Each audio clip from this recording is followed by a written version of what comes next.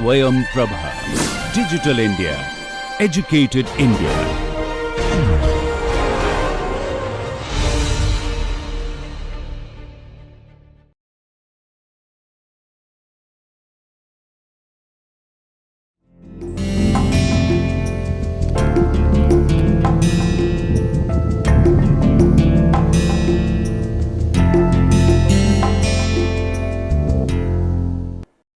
Hello and welcome to lecture number 22 in the course Advanced Robotics. In the last class, we looked at linear control systems, in which we started off by looking at the position regulator problem. Then we looked at partition control systems, and using partition control systems we can also control nonlinear systems like robot manipulators by breaking up the control system into two parts, the servo part and the model part. Then we looked at stability. We just started talking about stability. So today we'll start off with a discussion of stability, Lyapunov stability, and then we'll move on to control of a single joint manipulator.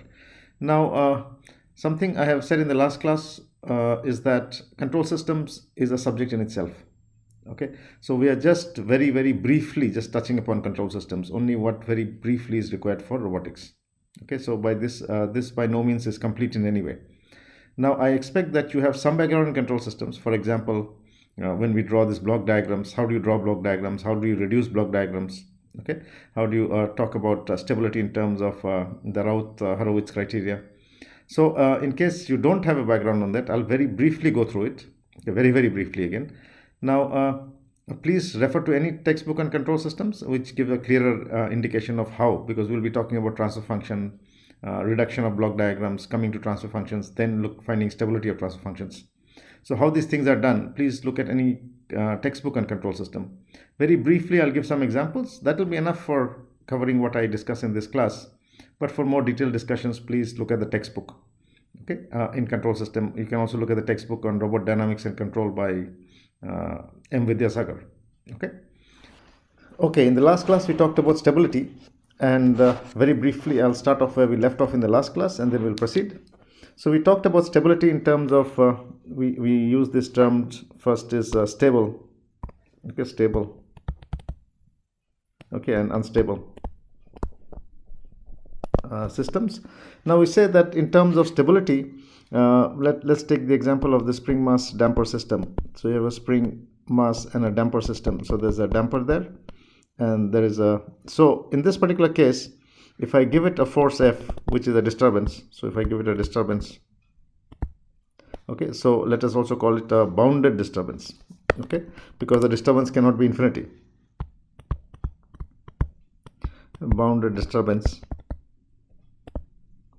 which is given, the mass will be displaced from this position to this position, and then if you leave it, the mass is going to behave in a particular way. Okay, now here we see that if I displace the mass by a small amount and I leave it, I displace it till here and I leave it, then what would happen is either the response will be like this, or it will be like this, or it can start oscillating also. So this basically depends on the values of b squared less than 4 mk, b squared equal to 4 mk, and b squared greater than 4 mk.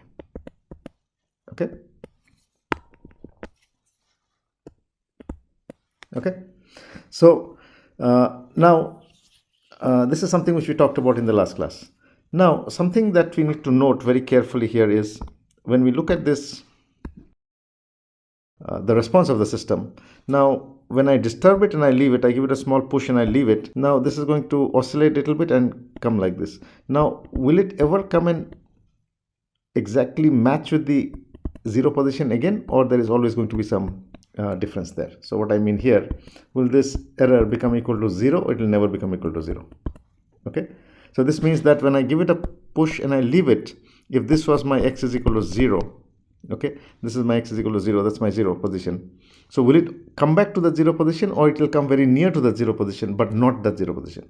How is this decided? Okay, what do you think here? So in this case, will there be some error there? Okay, as time goes to infinity, or will it come back to 0?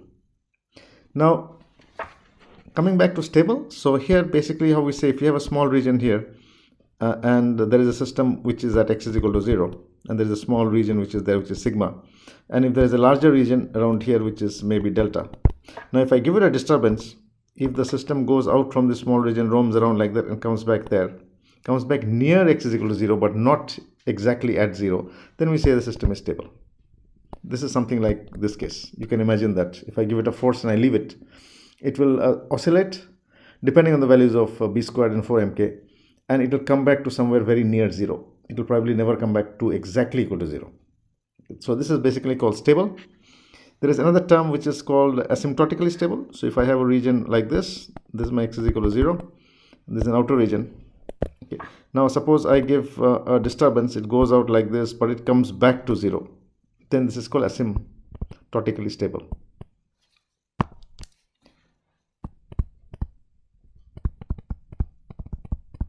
So asymptotically stable. Okay, so if it comes back to near the origin, it's stable. If it comes back exactly to the origin, it's asymptotically stable. Then what is unstable?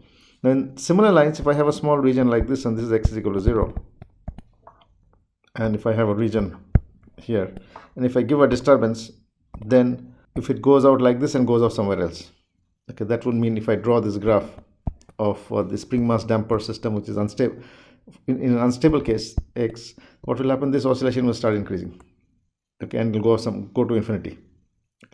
Now what is governing this? What is governing this is essentially energy. Okay, now when I give a disturbance to the system, is basically I'm giving force, which is basically energy. Okay, so depending on how much energy is lost and how much energy is given back to the system, it will come back to near 0 or it will not come back to near 0. So if I have, what I mean here is if I have m here, spring and a damper, if I give a force F, then it's going to oscillate. Okay, what will happen is it will be displaced. Okay, x is equal to 0, but some of the energy is going to be dissipated by the friction, okay, into heat and other losses. So the spring doesn't dissipate energy, it just absorbs the energy and gives it back. So what will happen is this mass will tend to come back to this x is equal to 0 position. Okay, now if it is an unstable system, what will happen? The oscillation will start increasing even more. Now something to note in this spring mass damper system is that this is a stable system. Okay, so this is never going to happen. This kind of behavior is never going to be there. Okay, now what determines that? That is something that we are trying to look at. Okay, and how do you prove that this system is stable? So Alexander Lyapunov was the person who actually first proposed this theory. So Alexander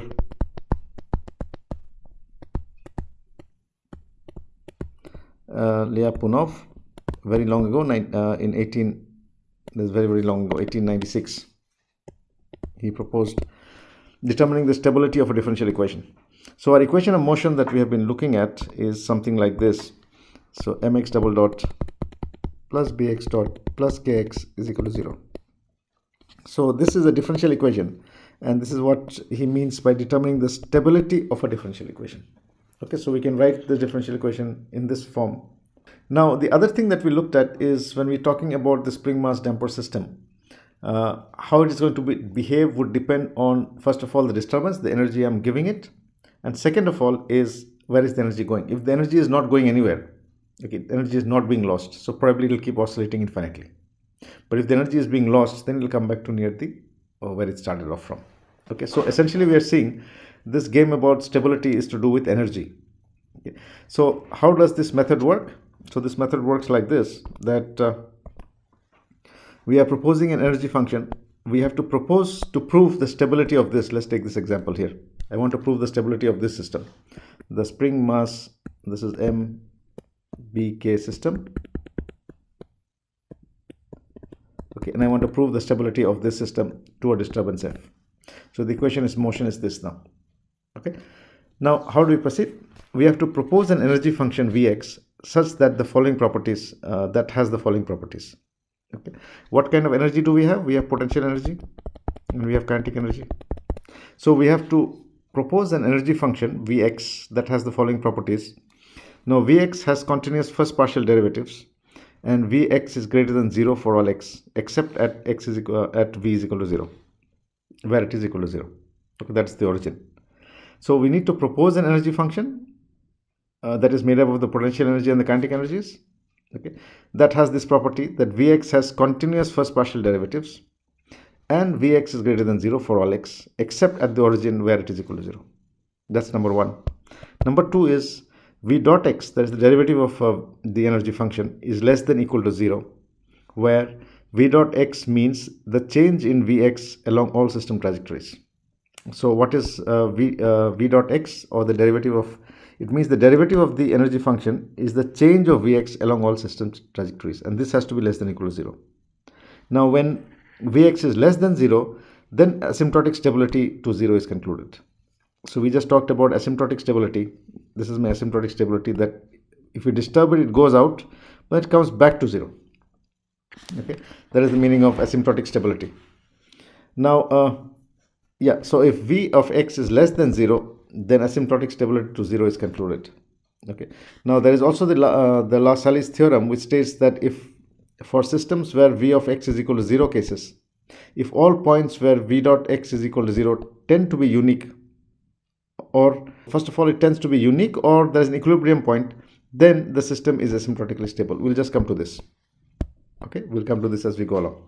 Okay, so how do we proceed? The first thing we need to do is we need to find, or we need to construct an energy function, Vx, take its derivative and look at what is V dot x. Is it less than equal to 0? Is less than equal to 0? Okay, so if it is less than 0, then it means there is asymptotic stability. If it is less than equal to 0, then we have to look at Lassalle's theorem to show whether it is stable or not. So let's start off by looking at our spring mass damper system. So this is my spring mass damper system. This is my mass spring damper. Okay, spring mass damper system. And so if I give it, if I let the equation of motion mx double dot plus bx dot plus kx is equal to 0. Now if I make an energy function, so construct an energy function, okay, V of x. Now what are the energies that are there? One is the spring is there. Okay, this fellow is the spring is there. So potential energy of the spring is there. So potential energy is spring, and kinetic energy is the mass is there. So kinetic energy is there. So kinetic energy and potential energy are there. So what is the kinetic energy? It's half mv squared. So half m x dot squared. Okay, that's the kinetic energy.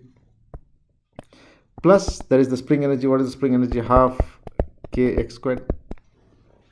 Okay. So these are the two energies, potential energies. This is my potential energy plus this is my kinetic energy. Okay. Now I have written down my energy function.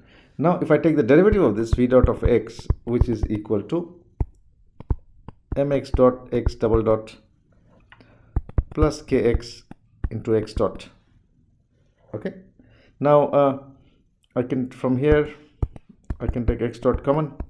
X dot will become mx double dot plus kx. Now from this equation, this one here, from this equation I can get that mx double dot plus kx is equal to minus b of x dot from this equation. Okay, I simply take this fellow this side. So what I do is I replace this here, mx double dot plus kx, and what we get is v dot x is equal to x dot of minus of x dot, which is equal to minus b x dot squared. Okay. Now we note that this is always non-positive because b is greater than 0. Now b is greater than 0. B is again b is friction, so it cannot be 0. And this is always positive. So this is always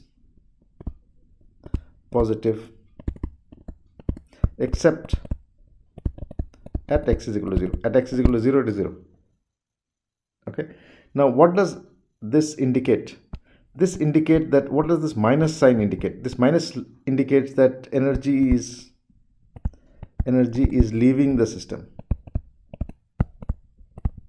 Okay, this is what the minus sign means. So it basically means that v dot x is negative always sorry, this is always negative. Okay, so B is always positive. Okay, so please note that. So B is always greater than 0, so it's positive, and this minus B x dot squared is always negative except at x is equal to 0, and this means that because it is negative, energy is always leaving the system. Okay, now so this would mean that the system is stable. But what happens at x is equal to 0? Okay, because please note that at x is equal to 0, it is not defined, it is not negative, it is not positive, it is 0. So that is where we have to use our Lassalle's theorem. So if you're looking at Lassalle's theorem, this is what it says. We just go back and let's look at this system again. So this is my mass, this is my spring, and that's my damper. Okay, so in this case, if I give a disturbance F, okay, what will happen is the mass will go here, okay, about this point x is equal to 0, then it'll start oscillating about this point. Okay, so now what we are saying is that if you look at how the mass is moving, it is in the center position, then it goes extreme right, then it comes back and oscillates again here. So it's oscillating, so it goes from maybe from here to here to here, so it's oscillating about this point like this. So at each of these positions, x is equal to x dot is equal to 0. The velocity becomes 0 at each of these positions, plus in the equilibrium position, x dot was equal to 0. Okay, this is what it says. Okay, that means that x is equal to 0, the velocity was equal to 0 when it started off at the equilibrium point. Extreme right case also, because it is stopping there and then reversing direction. So it's going like this. When x dot is becoming equal to 0, then it's reversing direction, going like this, coming here. Again, x dot is becoming 0. So at this point, and this point, x dot is equal to 0. Okay, so at those points, Lassalle's theorem, what does it say? So Lassalle's theorem says that if for all points where v dot x is equal to 0, okay, all these points tend to be unique, or they are the equilibrium point, then the system is asymptotically stable. Okay, so what it is saying is that at where v dot x is equal to 0, at all those points, if all those points tend to be unique, okay, or they are the equilibrium point, that means all these points are tending towards the equilibrium point, then the system is asymptotically stable. Now let us look at this again. Now at this point, you get one here and you get one here where x dot is equal to 0, and this point is tending towards this equilibrium point, this is tending towards here, so they are all coming towards x is equal to 0 point. Okay, and this one is unique because at that equilibrium point the velocity is 0 and the equilibrium point is unique. Okay, this means that the system is asymptotically stable. Okay, so this is the meaning of Lassalle's theorem.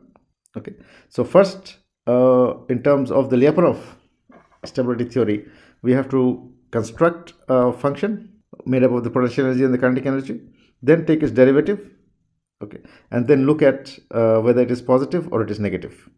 Okay, now if it is negative, then it is guaranteed that the system is stable. Now at 0, we need to check whether it is less than equal to 0 or less than 0. If it is less than 0 always, then it is asymptotically stable. If it is less than equal to 0, like our case of the spring mass damper, we need to look at the Lassalle's theorem and look at all points where the velocity is becoming 0, and are those points tending towards the equilibrium point in the center. If they are, then it's asymptotically stable. Okay, so using Lyapunov theorem and Lassalle's theorem, we can prove that the mass spring damper is asymptotically stable. Okay, now let us try and understand. This is more to do with understand why it is stable. Okay, why is it stable? So if I look at this, mx double dot plus bx dot plus kx is equal to 0. When I looked at v dot x, so v dot x was equal to what? Your v dot x was equal to minus b x dot squared. This means that energy is leaving the system, and energy is leaving the system because b is friction. So if b was not there, for example, in a system like this, mx double dot plus kx is equal to 0, what is going to happen if you disturb it? Because there is nowhere the energy can go, so that energy will be absorbed by the spring and it will be given back, so it will keep oscillating infinitely. Okay, so if I disturb it here and leave it, so it will keep doing like this as time goes to infinity, because there is no energy loss here. Okay, so damping is beneficial in terms of stability, that it makes a system stable. Now let's look a little bit further and try to understand even more why can we figure out some criteria for which we can decide if a system is stable, unstable, and things like that. So for that, let's look at our spring mass damper system only again.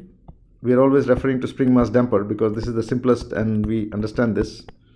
MBK system. I give a force here. So we get the equation mx double dot plus bx dot plus kx is equal to, let's say, f. This is my f. Okay.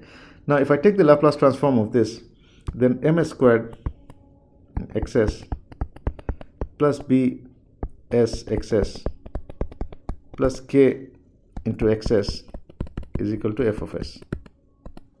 Okay, so if I take xs common, I take this common, then I have ms squared plus bs plus k is equal to f of s. Okay, so now if I take xs by fs, this is equal to 1 by ms squared plus bs plus k. Okay, now this, what we said, is the characteristic equation.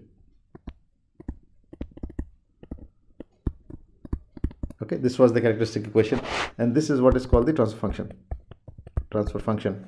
So the output by the input is defined as the transfer function. Now the system was stable. Why was it stable? It was stable because energy was leaving. We have proved it using Lyapunov theory. Okay, but then why was it like that? Or what we can see is that if you want to correlate with stability, then what we see is that the roots of this equation, so the roots, it will have two roots. It's order 2, right? Second order system. So it is S1 S2 is equal to minus b by 2m plus minus root over b squared minus 4mk divided by 2m.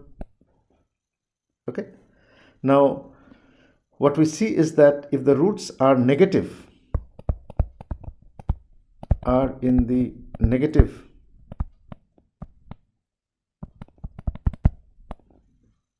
side of j omega axis,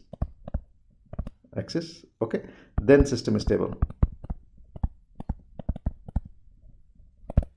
So if I draw my j omega axis, this is the real axis, this is the j omega axis. So if the roots are on this side, on the left side, then the system is stable. Okay, now in this particular case, you can see that there are three conditions, right? Let me go back here and write exactly the same thing. ms squared plus bs plus k is equal to 0. Okay, in this case there are two roots, s1 and s2, which is equal to minus b by 2m plus minus root over b squared minus 4mk by 2m. Okay, in that case b squared is greater than 4mk, b squared is equal to 4mk, or b squared is less than 4mk. Okay, these are three conditions. Now if you look at the roots, roots are real and equal, real and unequal, and are imaginary. Okay, so this would be roots would be real and equal, real and unequal, and imaginary. So if I look at the roots, they are all on the left side of your j omega axis. So real and equal would be like this, s1 s2. Real and unequal would be maybe s1 s2, and imaginary one would be there and one would be here, but they're all on this side of the j omega axis. So there seems to be some correlation between Lyapunov theory that we prove the stability and the roots of the polynomial. Okay, the roots of the characteristic equation that we are looking at. In this case, ms squared plus bs plus k is equal to 0. M is positive, b is positive, k is positive. Can b be negative? Friction cannot be negative because it is taking energy, no? It is not giving energy. Similarly, k is your spring. Spring can be negative. Spring, by having an arrangement of springs, you can end up with a negative k. Okay. Now, what this basically shows us that these three roots are on the left-hand side, and this is a stable system. Okay. So there is some correlation between proving the stability of this and the position of the roots of the characteristic equation. Characteristic equation of what? Of the transfer function. Okay, so when we talk about stability of PD control, PID controllers, when we are designing them, we'll look at the characteristic equation, find the roots of that, and if it is of higher order, then we have to look at other systems of proving stability, like the Routh Horowitz criteria. Okay, so what we are seeing here is so here we have seen that if roots are in negative side, the system is stable. Negative side of j omega axis, the roots of the system is stable. Okay, now that is one. But suppose you end up with an equation which is of higher order. Okay, say for example it is s raised to 4, s raised to 5, s raised to 6. Then what? Then simply by looking at the roots you cannot say, because mbk are variables, right? So now there is another method by which we can look at which is called the Routh criteria, by making the Routh table.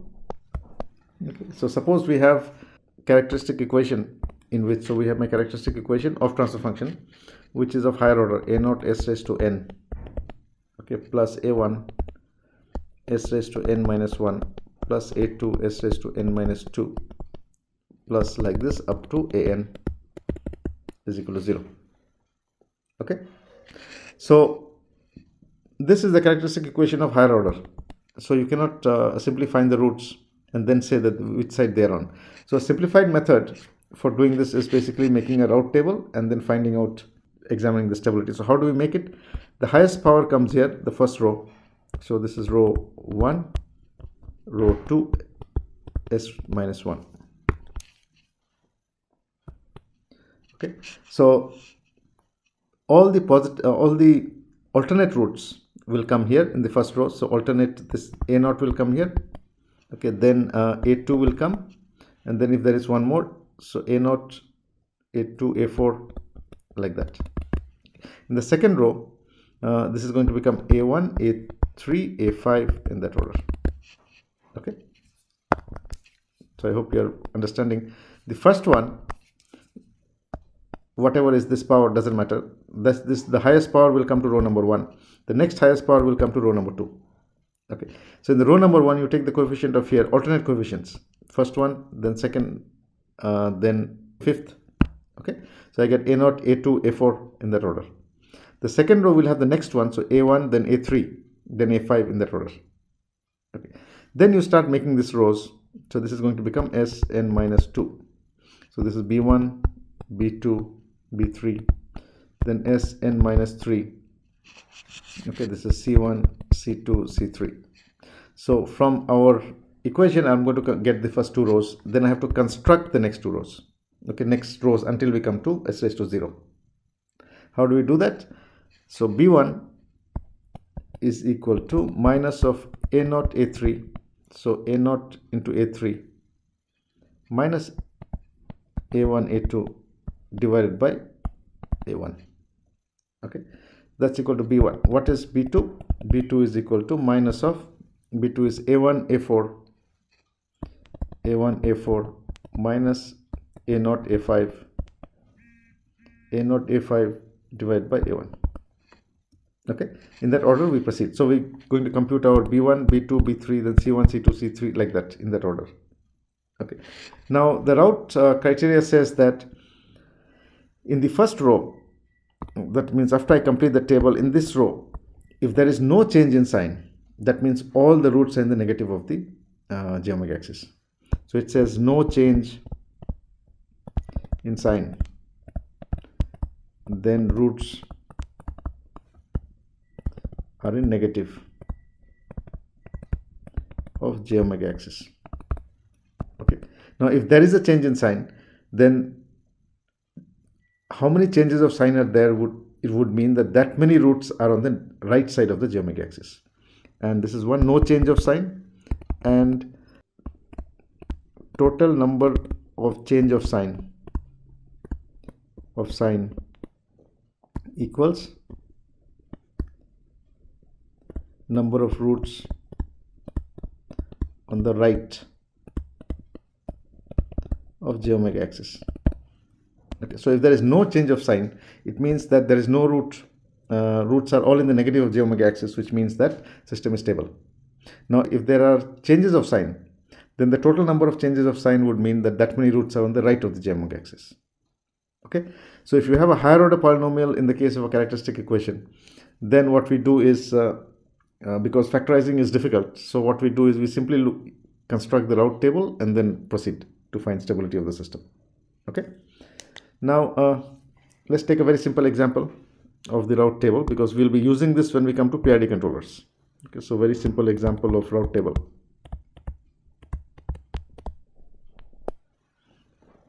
Now, in the case of the example, let's see characteristic equation of transfer function is equal to s raised to 4 plus 2s cubed plus 6s squared plus 4s plus 1 is equal to 0. Okay, so I make the route table.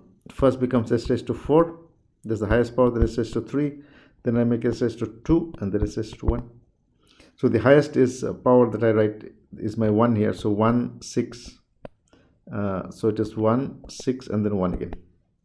The second one, s raised to 3, is 2, then it is 4, then it is 0. Okay, let me make b1. b1 is this one. So what is this equal to?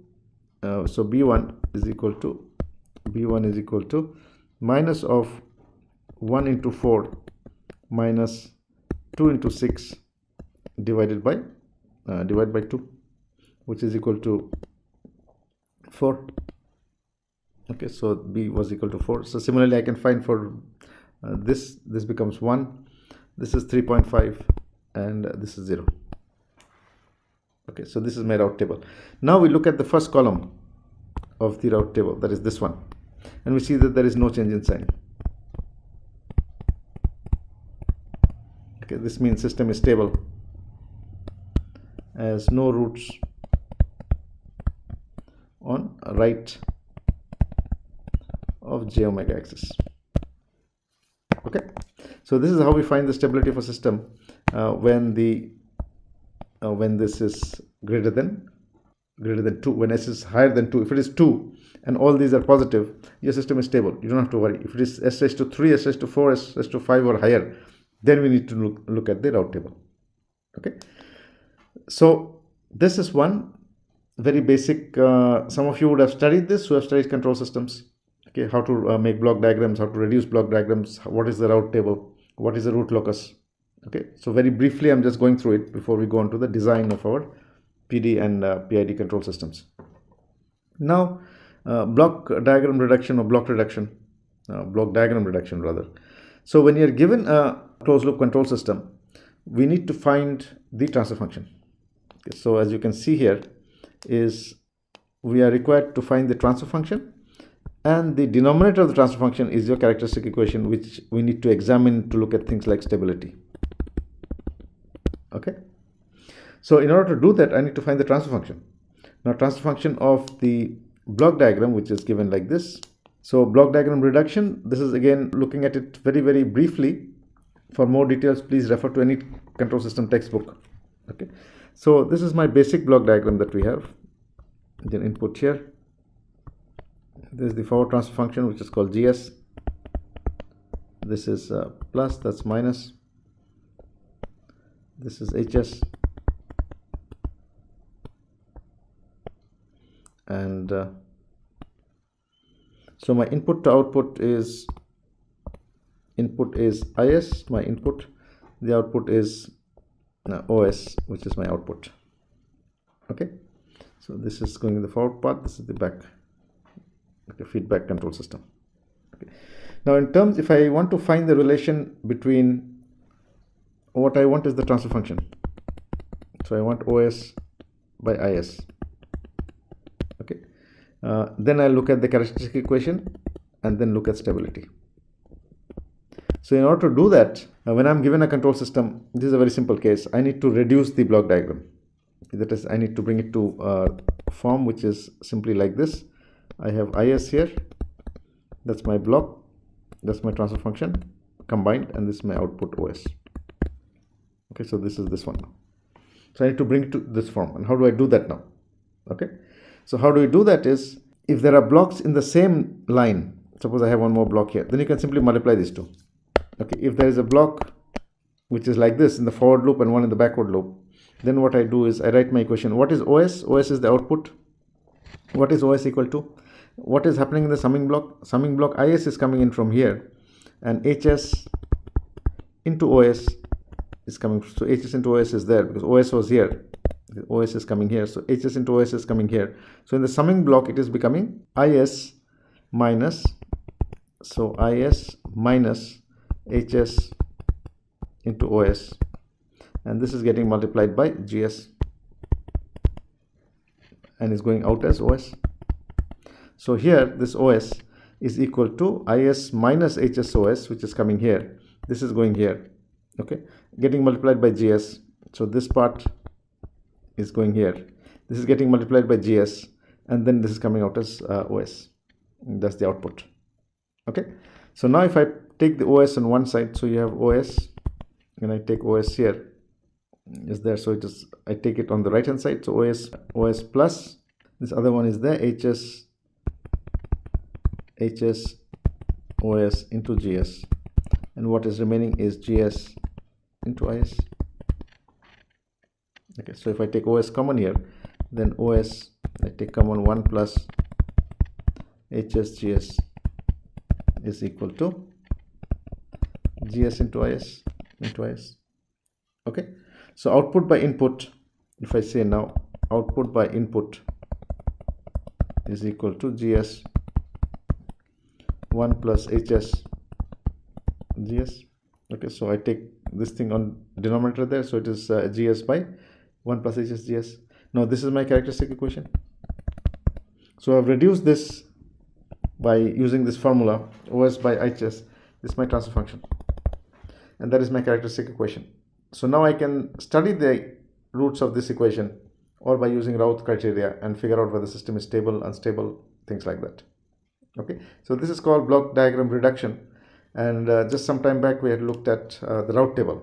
So we are going to use this extensively when we talk about our block diagram reduction.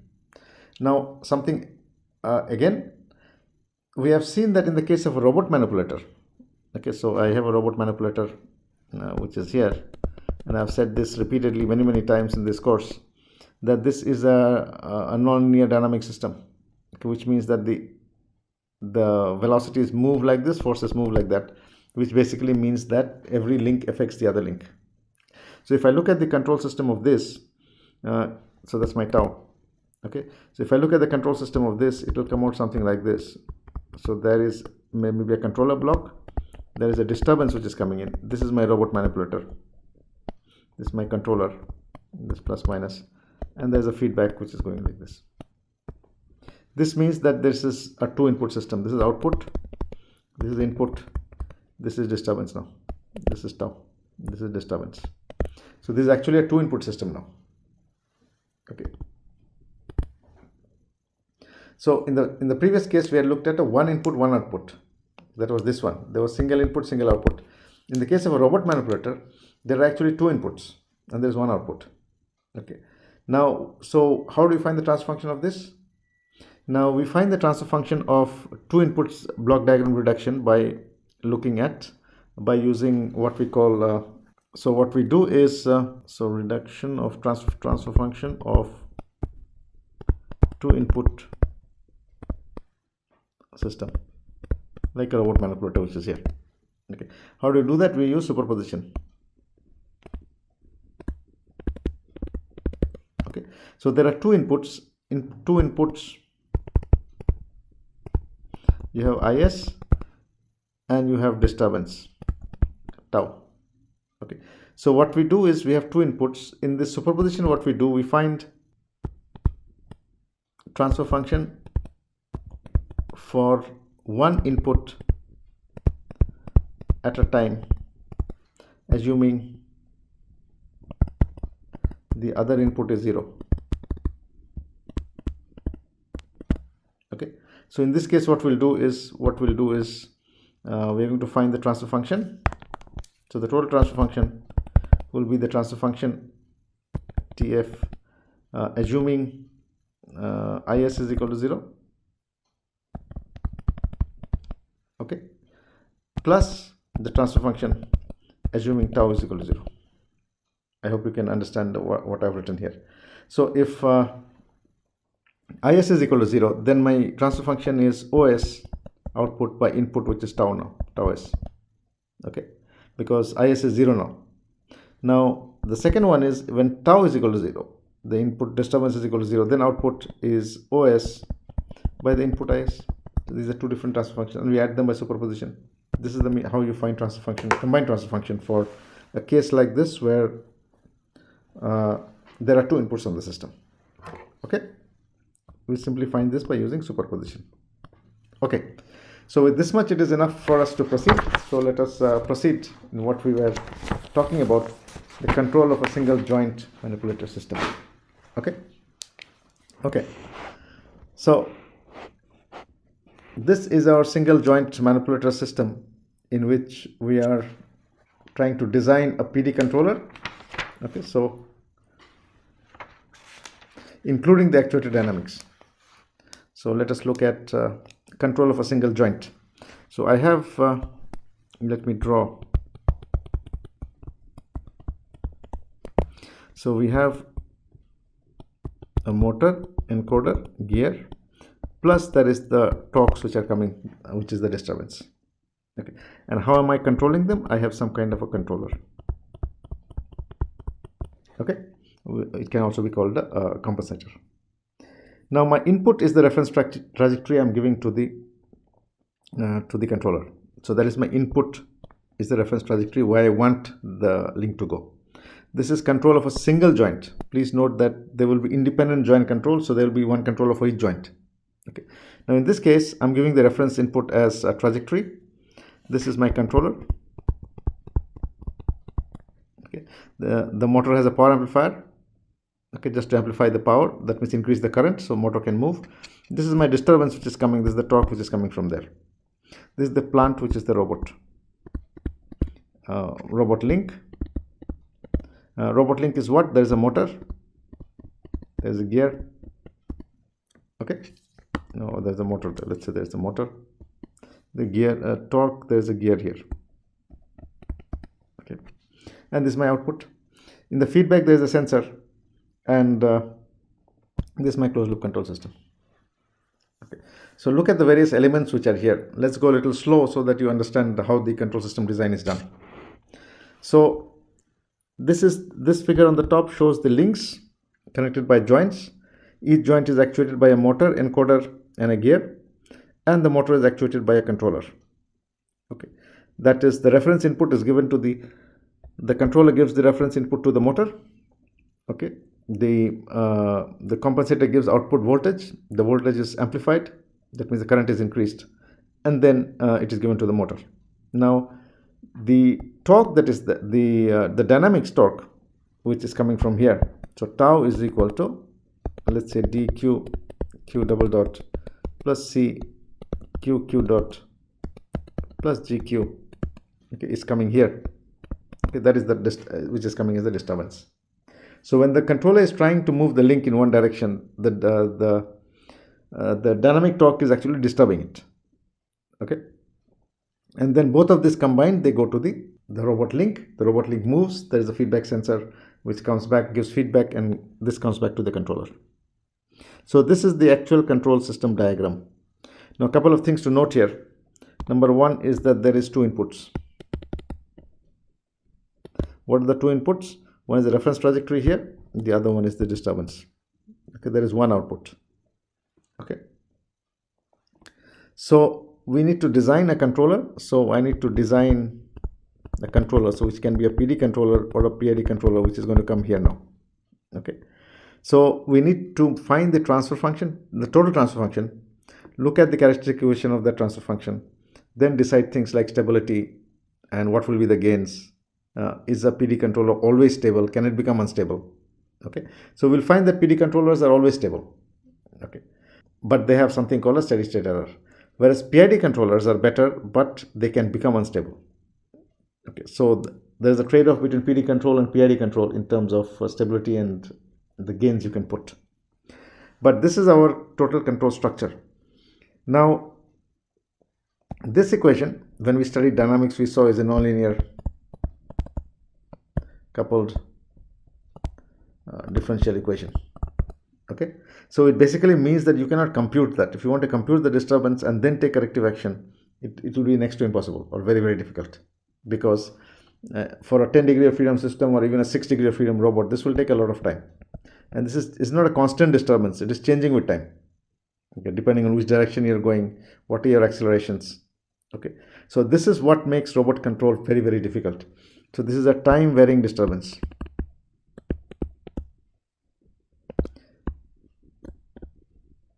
Okay, so this is a time varying disturbance which is acting on the system. Okay, let's proceed. Now we'll start off by looking at the actuator dynamics and then proceed to the joints. So this is our basic actuator dynamics. Let me look at the actuator. So you know that, or let me just go back again. So at every joint we have a motor, then we have an encoder, we have a gear. So the controller is actually controlling the motor. Okay, so we need to look at the actuator dynamics of the motor. So when the motor is rotating, how is it moving, or what is the actuator dynamics of the motor itself? So here is the DC motor, let's say. So we have the rotor, which is inside.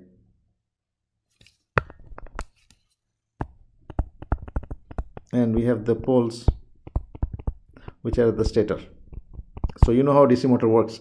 You give voltage to the coils in the rotor, because they are going to produce a magnetic flux.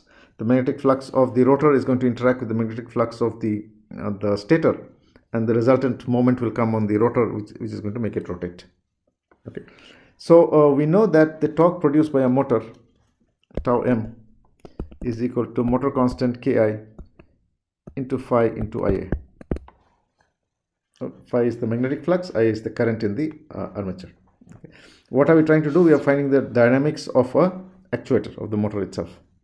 Okay, so the torque produced by a motor, we can write this as tau m is equal to K into motor constant into the armature current Ia. Okay, and when the motor is rotating, what is happening is there is a back EMF being generated. Okay, so when the motor rotates, there is a back EMF, which is why? Because there is a conductor which is moving in a magnetic field, so which will tend to oppose the motion by producing a back EMF.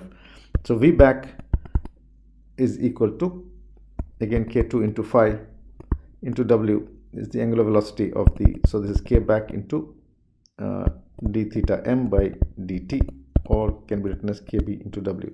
So this is V back. So this is the torque produced by the motor. This is the back EMF which is generated in the coils of the motor. Okay, so now let's look at the motor diagram actually. So in the rotor of the motor, okay, this is, please note the structure here. So this is my rotor, which is shown here. That is the stator. So we are drawing the rotor now. Now this is the rotor. Now the rotor would have circuit diagram for armature controlled DC motor. The rotor itself will have an inductance and a resistance. So this has an inductance and there is a resistance.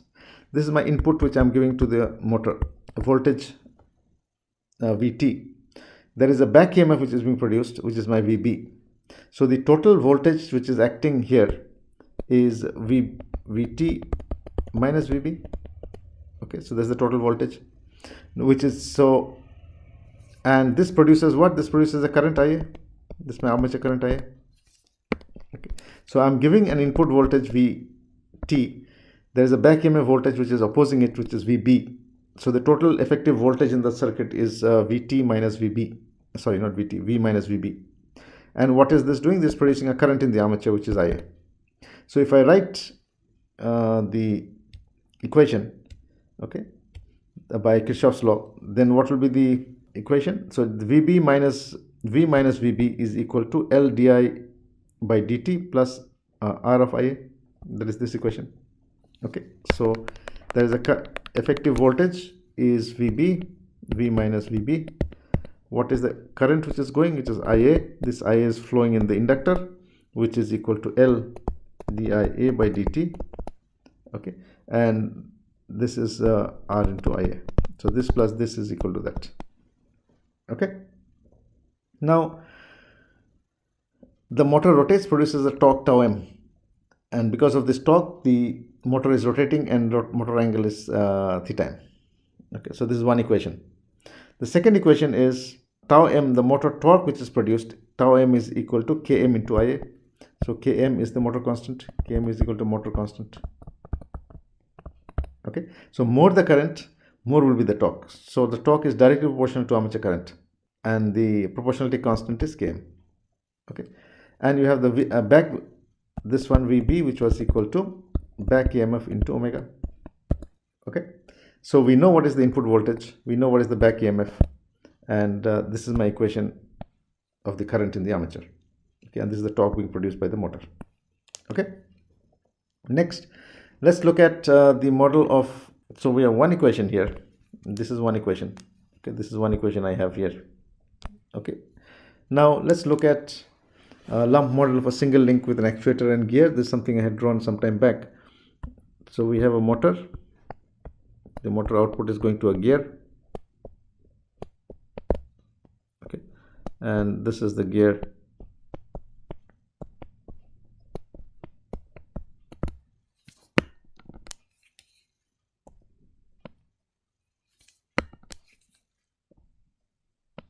Okay, so this is my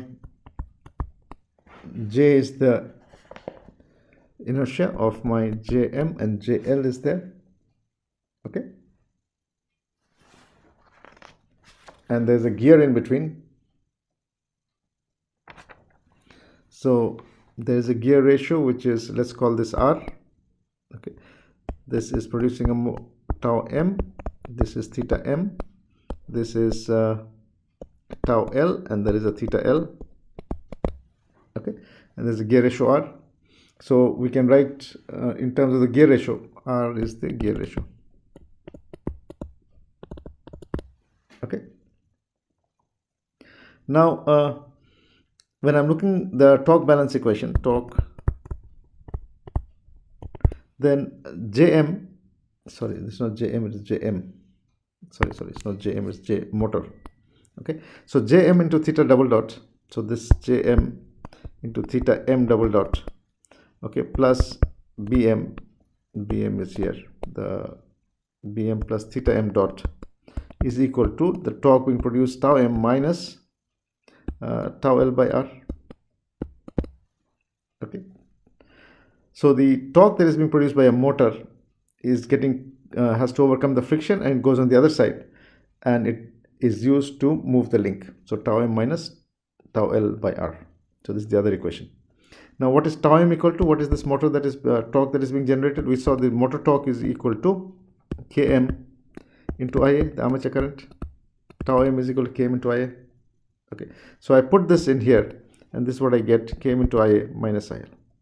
Okay, so this is my second equation. This is equation 2. The previous one was equation 1. This was equation 1. Now I take the Laplace transform of this. Now if I take the Laplace transform of this equation, what will I get? I'll get Ls into Is plus R into Ia, Is is equal to Vs minus Vbs. Okay, that's one equation I will get. So that is one equation I'm getting. Ls into Is plus R into Is is equal to Vs minus sorry, I have also put the back EMF. Back EMF is equal to, what is back EMF equal to? Back V back is equal to back EMF constant, angular velocity d theta by dt, d theta m by dt. Okay, that we saw. So what I get is this equation, Vs minus Kb into S into theta ms. Okay, then I take the Laplace, so this I get Ls Laplace transform of equation 1. This is I take Laplace transform of equation 2, which is this one. So here what do we get? Jms squared, okay, plus Bms, and there is a theta ms is equal to Ki into Ki or Km, this is motor constant, into armature current minus tau L by R into S. Okay, so we have two equations here because you know that there are two inputs. Okay, and these two inputs are coming from, this is one input because of the voltage input to the motor, and this fellow is coming from, where is this coming? This is coming from disturbance, that is tau. Okay, so if you go back, let's go back to this figure to understand this very clearly. One equation is coming from here because I'm giving a reference in terms of voltage. Okay, and the other one is coming from here, which is my disturbance torque by R. Okay, so there are two inputs, so there are two transfer functions. These two equations, I have to now find the transfer function for the combined system with these two inputs now. Okay, now in terms of two input system, we can make the block diagram like this. Okay, so this is the block diagram for the two input system. One input is here, that's my equation 1. The second input is there, that's my equation 2. Okay, now you can see that how did we make this block diagram. Okay, so I think today it's almost an hour, so we'll stop here today. This is something to really understand, that how did we get this block diagram. So we are using two equations. One equation is when I'm giving Vs as input, what is the output? It is theta ms. Okay, so if I write my transfer function, what will you get? 1 by ls will come here. Okay, so what you're getting is 1 by ls plus r into ia is coming here. This is coming from the first equation. The second equation, what is coming from there? Your input is tau l. What is your output? Theta ms. Okay, so this will become 1 by jms plus bm. So this is coming from equation 2, this side. Okay, so this part is coming from equation 1 and this part is coming from equation 2. Okay, and now we need to combine them, find the independent individual transfer functions, and then combine them to find the combined transfer function. Okay, so this is some part which, if you are not very familiar with, please have a look at any control system textbook, how to find these terms. Okay, how to make this block diagram and how to find the combined transfer function. Okay, so today we started with our discussion on stability, and then we looked at how to design the controller for a single robot link. We'll talk about PD control and PID control as we go along. So this block diagram reduction and how to actually find transfer functions by superposition, please have a look at any textbook, okay, if you have not done this course on control systems. Okay, so we'll stop here today and continue in the next class. Thank you.